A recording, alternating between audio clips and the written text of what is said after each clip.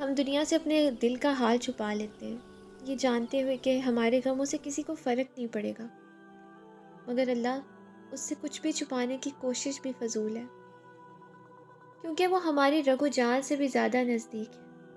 وہ ہمیں ہم سے زیادہ جانتا ہے۔ وہ جانتا ہے ہم کب تھک کر گرتے ہیں، کب ٹوٹ کر بکھرتے ہیں۔ وہ ہمارے دلوں کی کیفیت سے واقف ہے۔ اس سے کچھ بھی چھپا نہیں۔ اس سے نہ ماضی چھپا ہے، نہ حال اور نہ ہی مستقبل۔ وہ تو خود فرماتا ہے، الا یعلم من خلق وہو اللطیف الخبیر۔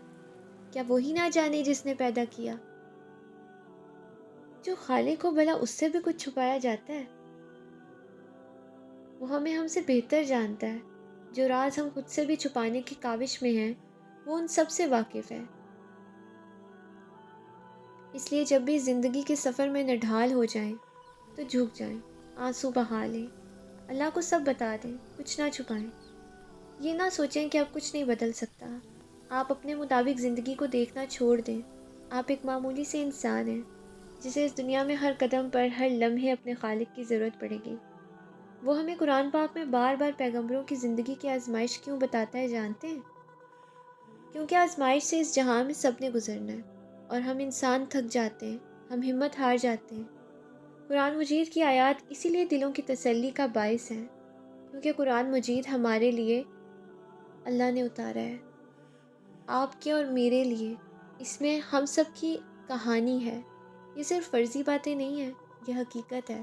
ہم میں سے بہت کے پاس بس وہ بصیرت نہیں ہے جس سے ہم جان سکیں کہ ہمیں اللہ کیا فرما رہا ہے، لیکن ہم جب مسلسل قرآن کے ساتھ جڑے رہتے ہیں تو اللہ اس میں چھپے راز بندے پہ عیاں کرنے لگتا ہے۔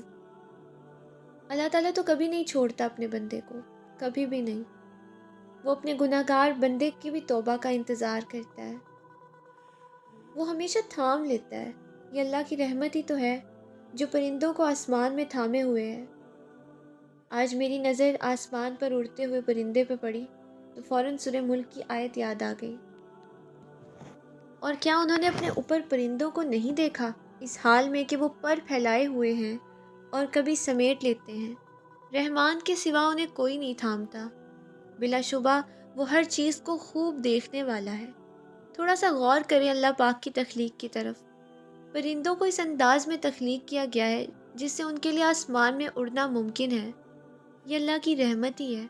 اسی طرح جب ہم اپنی زندگی کے سفر میں گرنے لگتے ہیں، ہمیں بھی اسی پرندے کی مانند رحمان کے سوا کوئی نہیں تھامتا، کیونکہ ہر چیز کو گہرائی سے دیکھنے اور جاننے والا بس ہمارا مالک ہے۔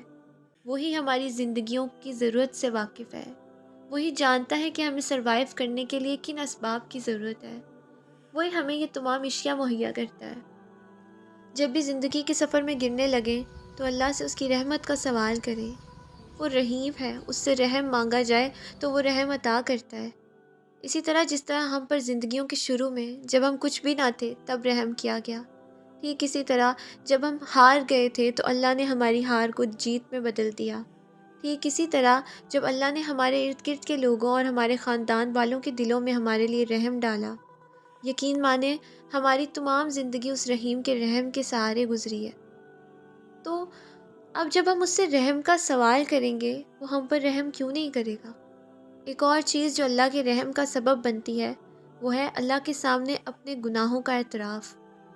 اللہ کے سامنے گناہ کے اعتراف سے انسان اللہ کی رحمت کا حقدار بن جاتا ہے، کیونکہ اس نے اللہ کے رحم کے دروازے پر دستک دی ہوتی ہے، اور اللہ تعالیٰ کی رحمت اس کی غضب پر حاوی ہے۔ اللہ تعالیٰ کا طریقہ ہے کہ اللہ اپنے در پہ آئے ہوئے بندے کو خالی ہاتھ نہیں لوٹاتا، چاہے ساری دنیا اس بندے پر گناہ گار کا لیبل لگا دے، چاہے وہ انسان خود بھی اپنے آپ کو معاف نہ کر سکتا ہو، لیکن اللہ تعالیٰ ہی ہے جو صرف ایک پکار پر، ایک سچی پکار پر تمام گناہ بخش دیتا ہے۔ نہ صرف بخش دیتا ہے بلکہ اس کا تو ارشاد ہے کہ کیا نیکی کے بدلے نیکی نہیں؟ اور بخشش مانگنا اپنے آپ میں ایک عظیم نیکی ہے جس کے بدلے انسان کو معافی ملتی ہے۔